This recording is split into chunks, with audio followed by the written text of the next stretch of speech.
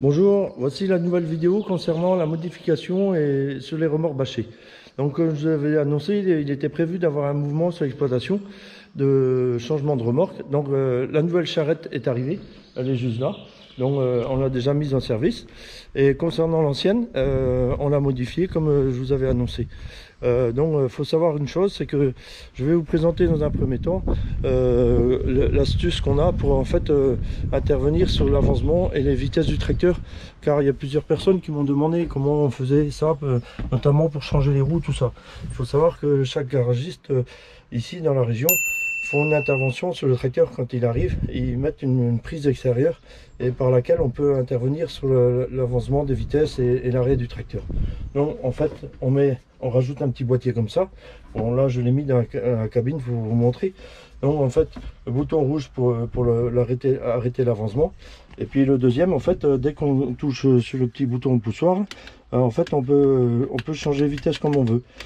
Voilà, et donc voilà la petite fonction de la télécommande. Donc ça on le retrouve un peu partout dans toutes les remorques, et en fait tous les tracteurs ont la même prise et donc sont compatibles de l'un à l'autre et d'une remorque à l'autre. Donc en fait pour la remorque on a installé ce boîtier là. Donc c'est un levier en croix en fait qui permet d'intervenir sur le timon ici pour le réglage de la remorque, pour la mettre en ligne. Et la deuxième fonction en fait ça concerne le fameux compas qui est en dessous, que je vais d'ailleurs tout de suite vous présenter. Donc on va aller faire un petit tour sous la remorque pour vous présenter le système. Donc voici le compas que vous avez parlé. Donc d'ailleurs on va soulever un petit peu la remorque parce qu'il n'y a pas beaucoup de place ici. Alors voilà, la remorque se soulève, vous voyez le vérin qui se ramasse. Après vous avez la fonction de bouger le timon. Donc tout ça est actionné par cet interrupteur qui est ici, là, levier en croix, exactement le même que celui qu'il y a dans la cabine. Et donc avec ce distributeur là qui a trois fonctions.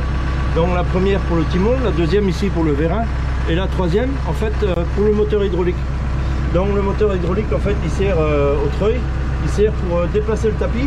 Donc on a une chaîne ici qui va jusqu'à l'arrière de la remorque et qui rejoint de part en part le tapis qui est juste au-dessus là, que l'on voit là, qui passe par le rail central. Donc en fait suivant le sens de rotation que vous donnez au moteur, il fait avancer ou reculer le tapis. Donc après là on a les deux accumulateurs là, qui sont là pour rendre la flèche ressort souple sur la route. J'ai oublié de vous signaler quand même que le compas ça a été installé chez le concessionnaire. Donc concernant le tapis, donc tapis MTT, donc je vous avais expliqué à la vidéo précédente que en fait c'était un tapis qui était installé dans la remorque Brigand, que nous avons démonté, installé dans cette-ci, la bretonne. Donc c'est un tapis qui a été rénové il y a 2 ans. On a changé toute la partie donc Galva qui est là en sortie hydraulique. On a changé la bande et on a aussi équipé tous les ridelles d'inox pour mieux protéger les légumes. Donc c'est un tapis qui fonctionne avec 2 énergies. Quand je dis 2, c'est de l'élec et de l'hydraulique. Donc tout ça c'est alimenté par un enrouleur là, qui transite donc toutes les informations en électricité ainsi que l'hydraulique. Donc qui passe par ici par le petit rail central qui est là, ainsi que en même temps que la chaîne. Et donc on retrouve tout ça ici là, en même temps que la chaîne et le treuil. Donc ça c'est alimenté par une nourrice qui est en bas. Après ici on a fait une petite console sur laquelle on a mis les interrupteurs plus ou moins concernant les vitesses, arrêt marche pour l'avancement, ici avant arrière concernant le treuil, et ici la sortie entrée sortie pour le tapis.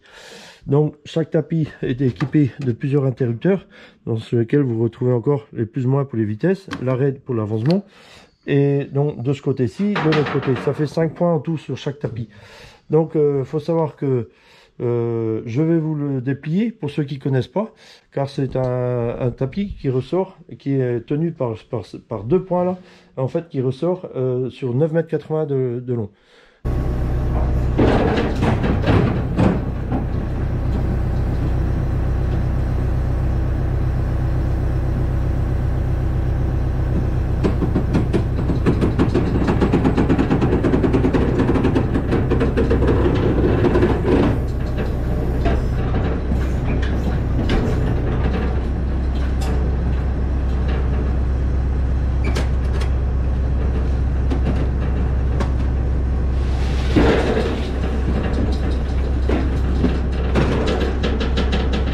Concernant le haillon derrière, comme je vous avais expliqué, bon, on a fait quelque chose de simple. On est parti sur un cadre en fer sur lequel on a galvanisé, et en plus on a installé une tôle en alu, poids de léger, une plaque antidérapante.